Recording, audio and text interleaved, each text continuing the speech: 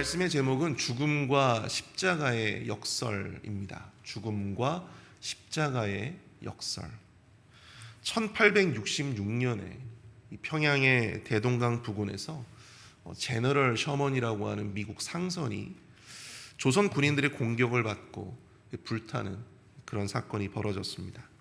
이때 배에 타고 있었던 로버트 저메인 토마스라고 하는 영국 웨일즈 출신의 선교사가 배에서 뛰어내려서 헤엄을 쳐서 무트로 올라오게 되는데, 그때 조선의 군인들이 그를 죽이려고 했습니다. 그는 그때 품에 있었던 한글 성경을 꺼내면서 예수 그 두 마디를 하면서 결국 조선 군인의 칼에 맞아 죽게 되죠. 그때 그의 나이가 27세였습니다. 그런데 그때 이 한글 성경을 집에 가지고 갔던 한 사람이 있었는데요, 바로 박춘권이라고 하는 사람이었습니다. 근데 이 사람이 이 성경이 어떠한 책인지 모르니까 그 종이를 자신의 집에다가 벽지로 그렇게 붙여놓게 된 것이죠. 그런데 그 집에 붙어있던 벽지에 적힌 글귀를 어느 순간 읽게 되었고, 자연스럽게 그 복음의 원리에 대해서 이해를 하게 되었습니다. 결국 그 집이 초기 이 평양 기독교인들의 집회 처소가 되었다고 합니다. 비록 이 한 젊은 선교사는 그렇게 허망하게 죽었지만, 그가 뿌린 한글 성경 덕분에 이 평양은 동방의 예루살렘이라고 부를 정도로 기독교의 큰 부흥을 이루게 되었죠. 누가 보더라도 그의 선교 인생은 실패한 것처럼 보였지만, 그 실패가 훗날 큰 부흥의 씨앗이 되었다라고 하는 사실입니다. 한 알의 밀이 땅에 떨어져 죽지 아니하면 한 알 그대로 있고 죽으면 많은 열매를 맺느니라. 오늘 본문은 이 구절로, 이 유명한 구절로 유명한 말씀입니다. 죽어야 열매를 맺을 수 있다. 죽어야 생명을 낳는다. 이러한 역설적인 가르침은 예수 그리스도의 죽음과 또 그로 말미암아 우리 모든 믿는 자들이 얻게 된 이 구원의 원리에 대해서 아주 짧게 한 문장으로 명쾌하게 설명해 주고 있습니다. 오늘 새벽에는 오늘 본문에 나타난 이 죽음과 십자가가 전하는 이 역설의 가르침을 통해서 우리 그리스도인들이 깨달아야 할 영적인 교훈이 과연 무엇일까, 그것을 함께 살펴보고자 합니다. 죽음과 십자가의 역설, 그 첫 번째는요, 반드시 죽어야 생명을 얻는다라고 하는 것입니다. 반드시 죽어야 생명을 얻는다. 오늘 본문은 6월절 명절에 예수님을 방문하게 된 헬라인들의 이야기로 시작되고 있습니다. 몇몇의 헬라인들이 예수님을 뵙기를 원한다고 전하는 그 제자들의 말에 예수님이 이런 말씀을 하세요. 23절입니다. 예수께서 대답하여 이르시되 인자가 영광을 얻을 때가 왔도다. 예수님이 영광을 얻을 때는 언제입니까? 그것은 왕으로서 영광을 얻으실 때가 아니죠. 그때는 바로 십자가에서 죽으시는 그 죽음의 때를 의미하는 것입니다. 자신의 죽음으로써 유대인들 뿐만 아니라 자신을 찾아온 그 헬라인들, 그 이방인들에 이르기까지 그 모든 믿는 이들에게 구원의 길을 얻게 할 바로 그 영광스러운 십자가의 죽음, 바로 그 죽음의 때를 이야기해주고 있다고 하는 것이죠. 예수님은 자신의 죽음에 담긴 의미를 제자들에게 풀어내기 시작합니다. 우리 24절부터 26절까지의 말씀을 보십시오. 내가 진실로 진실로 너희에게 이르노니 한 알의 밀알이 땅에 떨어져 죽지 아니하면 한 알 그대로 있고 죽으면 많은 열매를 맺느니라. 자기의 생명을 사랑하는 자는 잃어버릴 것이요 이 세상에서 자기의 생명을 미워하는 자는 영생하도록 보존하리라. 사람이 나를 섬기려면 나를 따르라. 나 있는 곳에 나를 섬기는 자도 거기 있으리니 사람이 나를 섬기면 내 아버지께서 그를 귀히 여기시리라. 밀알 하나가 그대로 있으면 아무 일도 일어나지 않죠. 그런데 그 밀알이 땅에 떨어져 터지고 죽으면 어떤 일이 벌어집니까? 놀라운 생명의 역사가 나타나는 것입니다. 죽어야 생명이 태어난다. 죽어야 열매를 맺는다. 이게 바로 예수님이 말씀하신 구원의 원리였어요. 여기서 밀알은 예수 그리스도를 상징합니다. 예수 그리스도가 십자가에서 죽으심으로 말미암아 그를 믿는 수많은 사람들이 구원을 얻게 되었고 생명, 영원한 생명을 얻게 되었다라고 하는 것이죠. 죽음이 곧 생명이라고 하는 이 복음의 역설이 바로 여기에서 나오는 것입니다. 죽음이 곧 생명이라고 하는 이 복음의 역설은요, 비단 예수 그리스도에게만 적용되어지는 것은 아닙니다. 예수 그리스도의 죽음으로 말미암아 영원한 생명을 얻게 된 저와 그리고 여러분들과 같은 우리 모든 그리스도인들이 따라야 할 가치이다라고 하는 사실이죠. 본문 26절에서 예수님은 사람이 나를 섬기려면 나를 따르라 이렇게 말씀하세요. 나를 따르라. 이 말씀은 무엇입니까? 바로 예수님이 걸어가신 그 죽음의 길, 그 십자가의 길, 모두를 위해서 나를 죽이고 나를 희생한 바로 그 삶을 따르라라고 하는 것이죠. 그 역선의 주인공이 되라고 하는 것입니다. 바로 이것이 우리가 지키고 실천해야 할 미랄의 원리라고 하는 사실이에요. 미랄의 원리. 그러나 여러분, 세상의 가르침은 어떻습니까? 세상의 가르침은 미랄의 원리하고는 전혀 다르죠. 세상 사람들은 자신을 지키라고 하고 자신을 위해서 남을 꺾고 이기고 남들보다 앞서고 또 남들을 죽이라고 합니다. 자신을 위해서 취하고 빼앗고 가지라고 합니다. 자기 생명을 더 사랑하라고 해요. 이것이 바로 세상의 가르침이에요. 하지만 오늘 말씀은 분명히 이야기하고 있어요. 자기 생명을 사랑하는 자는 오히려 그것을 잃게 될 것이다. 사랑하는 성도 여러분, 우리 주님이 먼저 걸어가신 그 길을 따르시는 저와 여러분들이 되시기를 축복합니다. 미랄의 원리를 여러분들 기억하세요. 미랄의 원리. 죽어야 사는 것입니다. 내려놓아야 얻는 것입니다. 희생해야, 낮아져야 주님이 높이시고 주님이 귀히 여겨주시는 것입니다. 내가 조금 손해를 감수하고 희생해야만 여러분, 우리의 가정이 다시 살아날 수 있고 우리 교회가 다시금 생명의 부흥을 이뤄낼 수 있고 내가 먼저 헌신해야 여러분들 하나님 나라가 확장될 수 있다라고 하는 사실을 여러분들 꼭 기억하실 수 있기를 바랍니다. 그런데 오늘날 우리의 문제는 무엇입니까? 죽으려 하지 않는다라고 하는 사실이죠. 죽으려 하지 않아요. 내려놓으려 하지 않는다라고 하는 것입니다. 포기하려 하지 않아요. 헌신하려 하지 않습니다. 미랄의 원리를 잊어버렸습니다. 그리고 다른 데서 그 문제의 원인을 찾아요. 바로 너희들이 죽지 않았기 때문이야. 네가 죽지 않았기 때문이야. 문제는 남이 죽지 않아서가 아니고요. 바로 내가 죽지 못해서요. 내가 죽지 못해서. 내가 내려놓지 못하고, 내가 헌신하지 못하고, 내가 포기하지 못하고, 내가 내려놓지 못하고, 내가 낮아지지 못했기 때문에. 예수 그리스도의 죽음으로 영원한 생명을 가져왔듯이 예수님을 따르는 이들의 죽음과 희생, 그리고 그 내려놓음, 이것은 우리가 속한 가정과 또한 우리가 맺고 있는 관계와 교회, 그리고 공동체의 부흥과 생명을 그렇게 가져오게 될 줄 믿습니다. 깨어진 가정도 분열되고 또 문제 많은 교회들도 이 무너져가는 공동체도 무너져가는 관계도 내가 먼저 죽고 내가 먼저 내려놓고 내가 먼저 헌신하겠다라고 하는 그 마음들이 모여서 새로운 생명을 잉태할 수 있는 것이죠. 아무쪼록 우리 모두가 이 미랄의 원리, 주님이 걸어가신, 주님이 먼저 보여주신 이 미랄의 원리, 그 길을 온전히 따라가시는 저와 여러분들이 되시기를 축복합니다. 이 미랄의 원리의 새로운 주인공이 되어 우리가 속한 가정과 교회와 우리 공동체를 다시 살리는 그런 생명의 미랄들이 다 되시기를 축복합니다. 죽음과 십자가의 역설 그 두 번째는요, 바로 십자가가 곧 영광의 길이다라고 하는 사실입니다. 십자가가 곧 영광의 길이다. 27절을 한번 보시겠습니다. 지금 내 마음이 괴로우니 무슨 말을 하리요. 아버지여 나를 구원하여 이때를 면하게 하여 주옵소서.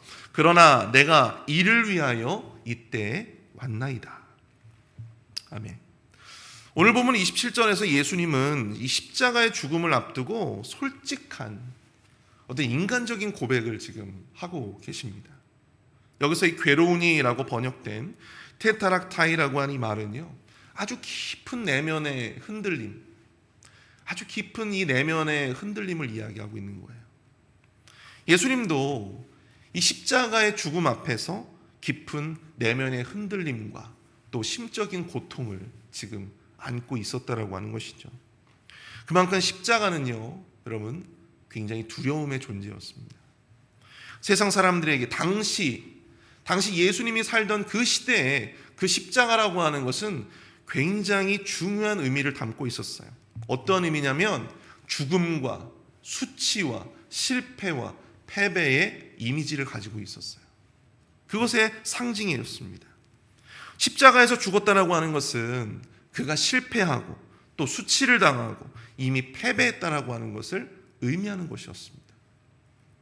기원전 73년도에 여러분들 너무나도 잘 아시는 로마의 노예 검투사였던 스파르타쿠스, 그가 반란을 일으키게 돼요. 처음에는 그 규모가 한 7만에서 12만 정도의 아주 대규모의 그런 세력을 이루었다고 합니다. 그래서 로마 정규군들을 상대로 해서 처음에는 굉장히 많은 승리를 거뒀다고 해요. 그런데 이 스파르타쿠스의 반란은요, 결국 이 마르쿠스 리키니우스 크라수스라고 하는 로마의 장군에 의해서 진압이 되게 됩니다. 그런데 그때 이 로마의 크라수스 장군이 굉장히 충격적인 처형을 하게 됩니다.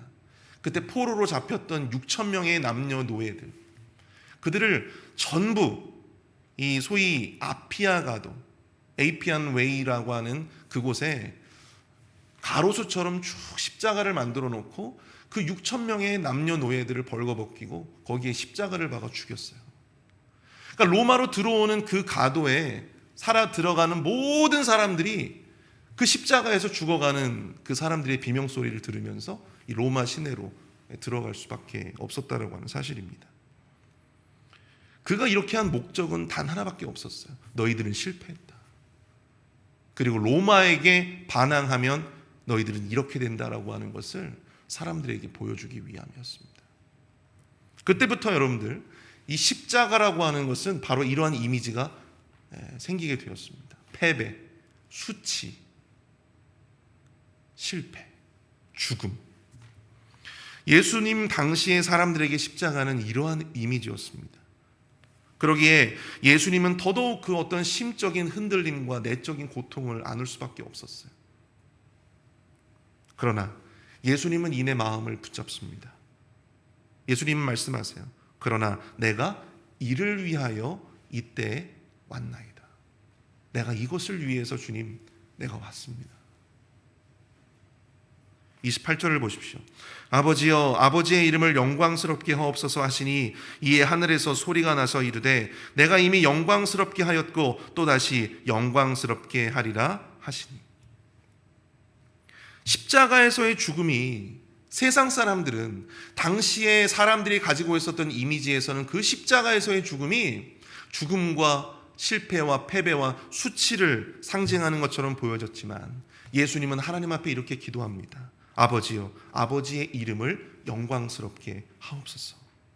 비록 두렵지만 그럼에도 불구하고 하나님의 뜻에 순종하여 십자가를 지고 죽는 그 죽음으로 말미암아 아버지의 이름이, 여호와 하나님의 이름을 영광스럽게 해달라고, 하나님께 영광이 될 수 있도록 해달라고 기도하는 것입니다. 그때 하늘에서 이러한 음성이 들렸다고 하죠. 내가 이미 영광스럽게 하였고 또다시 영광스럽게 하리라. 모두를 위해서 십자가를 지는 것, 주님을 따르는 것이 우리의 사명이고 영광의 기회가 될 수 있음에도 불구하고 오늘날 우리가 가진 아픔은 무엇인가요? 우리는 십자가 없는 영광을 구하고 있다고 하는 것입니다. 예수님이 우리에게 보여주셨던 것은 십자가를 통한 영광이었어요. 십자가를 통해 하나님 앞에 영광을 돌리고 십자가를 통해 하나님의 이름이 영광스럽게 되어지는 것을 예수님께서는 우리에게 보여주셨어요. 그러나 우리가 기대하고 우리가 간구하는 것은 무엇입니까? 십자가 없는 영광을 우리는 구하고 있어요. 우리는 여전히 십자가 지는 것을 부끄러워합니다.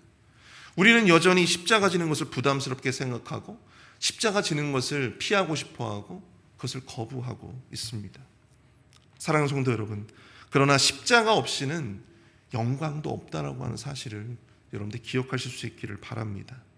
그 어느 누구도 십자가를 지고자 하지 않는다면 여러분 그 어느 누구도 우리가 바라는 그 어떤 영광도 우리는 누릴 수가 없어요.